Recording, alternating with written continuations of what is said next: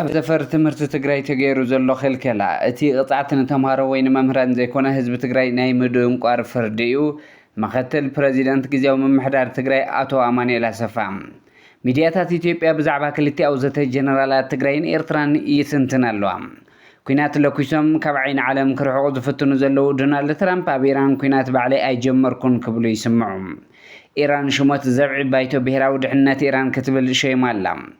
ኢራን ሎሚ በአፍንጫ ክንቀረጽ ክትከፍላ ኢኸን ትብል ፕሬዚደንት ዩክሬን ዘለንስኪ ሩስያ ብልዕሊ ሃገሩ ሰፊሕ መጥቃዕቲ ከም ዝፈጸመ ተፍሊጡ ሰላም ኣብ ኩሉ ኩርናዓት ዓለም እትርከቡ ተኸታተልቲ መደብና ዜናታት ዝዕለት በርስተ ዜና ፈሊምና ናብ ዝርዝሮም ከነስግረኩም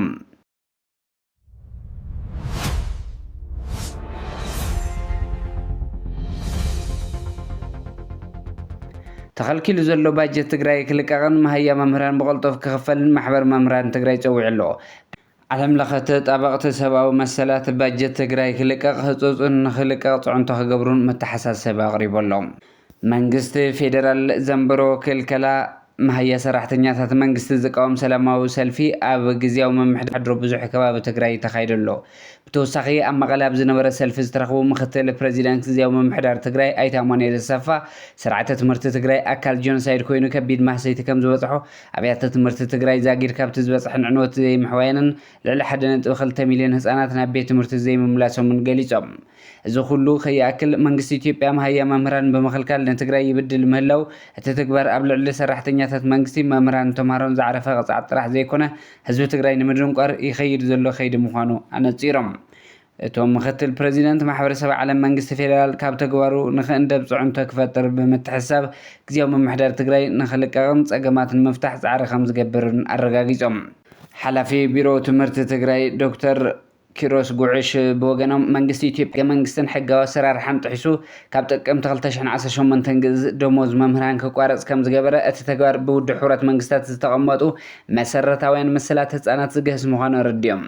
ኣብ ካልኦት ክልላት ኢትዮጵያ መሃዩ ዝተኸልከለ መምህር ከም ዘየለ ዝገለጹ ዶክተር ኪሮስ ዓለም ለኸ ትካላትን ተጣበቕቲ ሰብኣዊ መሰላትን ባጀት ትግራይ ብህፁፅ ክለቀቕ ዝኽእሉ ስራሕቲ ክሰርሑ ፀዊዖም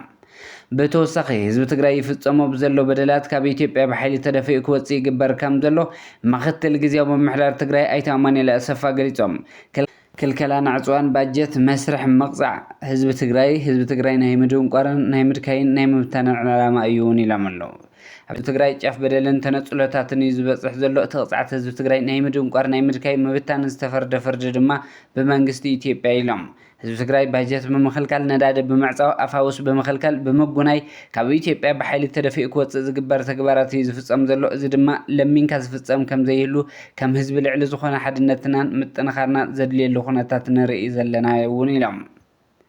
ሚድያታት ኢትዮጵያ ብዛዕባ ክልቲኡ ዘተ ጀነራላት ትግራይን ኤርትራን ይትንትኑ ኣብ ፅንተት ትግራይ ርእይተራ ዝነበሮም ኢትዮጵያውያን እንተይተረፉ ተጋሩ ብስንፍናና ንኤርትራ ሕሊፍና ሂብናዮም ክብሉ ይቕዝሙ ኢትዮጵያውያን ካብ ሂወቶም ቅድሚት ሰሪዖም ካብ ዝፃወትዎም ፖለቲካዊ ቁማራት ተጋሩን ኤርትራውያንን ሓደ ንኸይኾኑ ማሕበረሰባዊ ፀግዖም ክበጣጠስ ብፅልዕ ዓይኒ እናተጠማመቱ ክነብሩ ምንሊካዊ ስርወት ተሓሳስቦኦም ከይተዛነፈ ንምቕፃል እዩ እዚ ድማ ንልዕሊ ሓደ ክፍለ ዘመን ሓደ ወለዶን ሙሉእ ብሙሉእ ዘሳኽዕዎ ዛጊድ እናተሳኽዕሎም ዘሎን ትሉም ዝርእዩ ኣብዚ ዕለት ድማ ጀነራላት ትግራይን ኤርትራን ተራኺቦም ብዝብል ቁዛመ ኣብ ማሕበራዊ ሚድያ እናንበልበሉ ውዒሎም ሓደ ድማ ኮንዶ ኮን ይሳኻዕ ብዝብል ብዛዕባ እዞም ጀነራላት ዘለዎም ኣፈላላይን ድሌቶምን ከጋፍሑ ነቓዕ ክፈጥሩን ፃሕተርተር ክብሉ ፀሓይ ካብ ምዕራብ ዓዲ ይውዓሉን እንተኾነ ዝመሸየ ከም ዝኾነ ዝተረድኦም እውን ውሕዳት ኣይኮነን ጀነራል ፍስሓ ኪዳኑ ፍስሓ ማንጁር ስነ ሰራዊት ትግራይ ብምውካል ጀነራል ኢዮብ ፍስሓ ድማ ንሻዕብያ ብምውካል ኣብ መቐለ ተራኺቦም ዝብል ዛዕባ ማሕበራዊ መራኸብታት ኢትዮጵያ የንበልብሉ ኣለዋ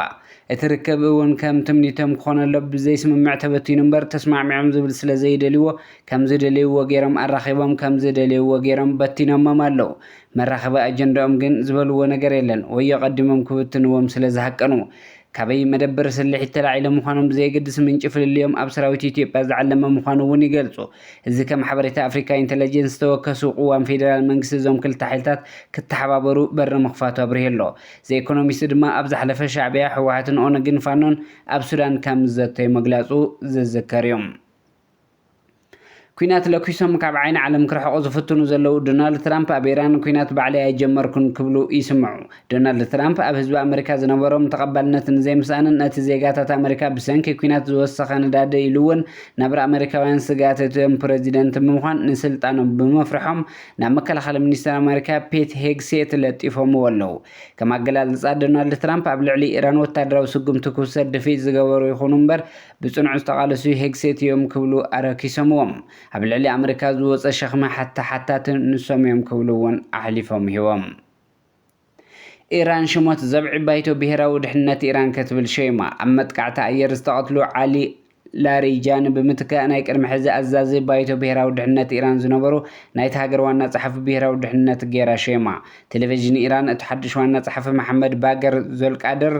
ኢላ እውን ኣላ ኣሜሪካ እንተዘይኣሚነሉ ድራር ዓረር ከም ፅምብላልዕ ናይ ሓዊ በልዎ ምባላእ ዝዝከር እዩ። ሽሞት ብናይ ኢራን ምክትል ፕረዚደንት መሱድ ፔዜሽካን ዕላው ዝተገብረ እንትኾን በቲ ናይቲ ሃገር ቀዳማይ መምርሒ ምፅዳቅ እውን ተሓቢሩ ኣሎ።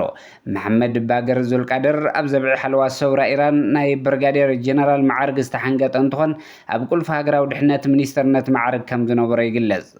ኢራን ሎሚ በአፍንጫ ክንቀረጽ ክትከፍላ ይኽን እውን ትብል ብወሽመጥ ሄርሙዝ ተሓልፋ ኩልኸን ሎሚ ከም ኣይኮነን ነፃ ምሳሕ እውን የለን ዘርኢ ዝነፍሪ ላንች ከም ዝበልዎ ፈረንጂ ማለት እዩ። ንዓሰርታት ዓመታት ብመፃብ ሄርሙዝ ዝሓልፍ ዝነበረ ነፃ ቀረፅ ሎሚ ነቲ ዝዓነወ ስነ ቁጠባ ግዲ ተደልዩ ኣብ ሓንቲ መርከብ ከምቲ ግብፂ ኣብ ስዊዝ ካናል፣ ፓናማ ኣብ ፓናማ ካናል፣ ቱርኪ ኣብ ቦስፎረስ፣ ካናዳ ኣብ ላውረንስ ሚልዮናት ዶላራት ኣብ ሓንቲ መርከብ ዘኽፍላ ኣነ እውን እዚ ይጅምር ኣለኹ ክትብል ኣፍሊጣ ኣላ። ሕድሕድ መርከብ ከም ግዝፉን ትሕዝቱን ክቕረፁ ክትብል መፃበቢ ሄርሙዝ ዝበለፀ ክፀበብ ትገብረላ። እዚ ድማ ንኣሜሪካ ብኩሉ ዓቕሚ ሕነ ንምፍዳይ ዝዓለመ እዩ።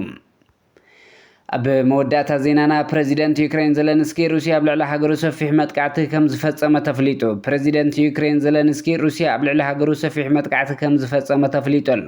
ብ390 ሰብ ኣልቦ ነፈርቲ 34 ሚሳይላት ተሃሪምና ይብል ዘለንስኪ እቲ መጥቃዕቲ ኣብ 11 ዞባታት ከም ዝተፈፀመ 4 ሰባት ከም ዝሞቱን ብዙሓት ከም ዝቆሰሉን ኣመላኺቱ። ሩስያ ኣብዚ ናይ ሎሚ መጥቃዕቲ 390 ሰብ ኣልቦ ነፈርትን 34 ዝተፈላለዩ ዓይነታት ሚሳይላትን ከም ዝተጠቕመት ብዙሓት ህንፃታት ከም ዝዓነው እቲ ፕረዚደንት ኣፍሊጡ ኣሎ። እምበርከስ ክቡራት ተኸታተልቲ መደብና ዜናታት እዚ ዕለት ኣብዚ ከንቢትና ሰሰናይ ንዓኹም ሰላም ንዓኸ ትግራይ